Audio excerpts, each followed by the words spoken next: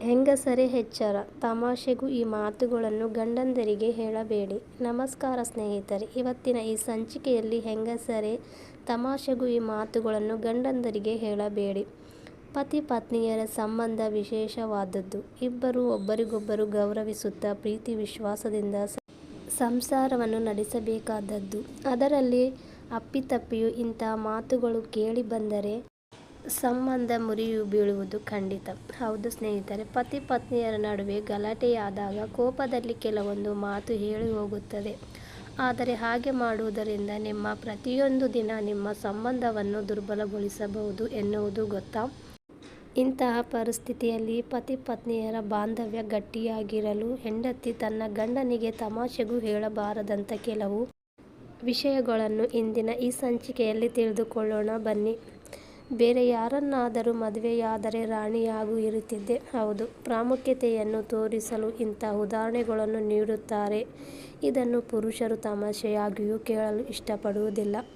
ನೀವು ಹೀಗೆ ಹೇಳುತ್ತಿದ್ದರೆ ಹೀಗೆ ಹೇಳುವುದನ್ನು ನಿಲ್ಲಿಸಿರಿ.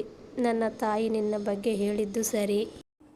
ಮದುವೆಯ ನಂತರ ಪ್ರತಿ ಹುಡುಗಿಯೂ ತನ್ನ ಅತ್ತೆಯೊಂದಿಗೆ ಮತ್ತು ಪ್ರತಿಯೊಂದು ಸಂಬಂಧವನ್ನು ತನ್ನ ತಾಯಿಯೊಂದಿಗೆ ಚರ್ಚಿಸುತ್ತಾಳೆ ಎಂಬುದರಲ್ಲಿ ಸಂದೇಹವಿಲ್ಲ. ಆದರೆ ಎಲ್ಲರ ಮುಂದೆ ಈ ವಿಷಯಗಳನ್ನು ಬಹಿರಂಗಪಡಿಸುವುದು ಸಂಬಂಧವನ್ನು ಹಾಳು ಮಾಡಬಹುದು. ಅದರಲ್ಲೂ ನಿಮ್ಮ ಗಂಡನ ವರ್ತನೆಯ ಬಗ್ಗೆ ನಿಮ್ಮ ತಾಯಿ ಏನಾದರೂ ಕೆಟ್ಟದಾಗಿ ಹೇಳಿದರೆ ತಮಾಷೆಯಾಗಿಯೂ ಸಹ ನಿಮ್ಮ ಗಂಡನಿಗೆ ಹೇಳಬೇಡಿ. ಇಲ್ಲಿಯವರೆಗೆ ನೀವು ನನಗೆ ಯಾವುದೇ ರೀತಿಯ ಗಿಫ್ಟ್ ಕೊಡಲೇ ಇಲ್ಲ. ಪ್ರತಿಯೊಬ್ಬ ಪುರುಷನು ತನ್ನ ಹೆಂಡತಿ ಮತ್ತು ಮಕ್ಕಳಿಗೆ ಉತ್ತಮ ಜೀವನವನ್ನು ನೀಡಲು ಪ್ರಯತ್ನಿಸುತ್ತಾನೆ.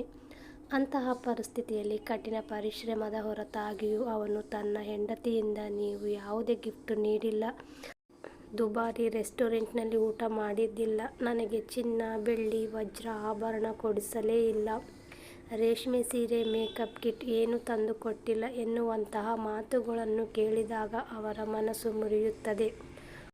ಕುಟುಂಬದ ಬಗ್ಗೆ ಅವಹೇಳನ ಮಾಡಬೇಡಿ. ನಿಮ್ಮ ಅತ್ತೆ ಮಾವಂದಿರೊಂದಿಗೆ ನೀವು ತುಂಬ ಸಂತೋಷವಾಗಿರಬಹುದು. ಆದರೆ ನಿಮ್ಮ ಪತಿಗೆ ತಮಾಷೆಯಾಗಿಯೂ ಅಥವಾ ನಿಮ್ಮ ಕುಟುಂಬವು ಹೀಗೆ ಇದೆ ಎಂದು ಹೇಳುವುದು ತಪ್ಪು.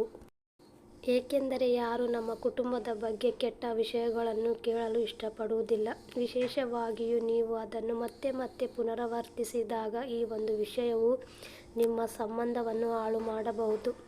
ಸ್ನೇಹಿತರೆ, ಈ ಒಂದು ಮಾಹಿತಿ ನಿಮಗೆ ಇಷ್ಟ ಆದಲ್ಲಿ ಲೈಕ್ ಮಾಡಿ, ಶೇರ್ ಮಾಡಿ ಮತ್ತು ಕಾಮೆಂಟ್ ಮಾಡಿ.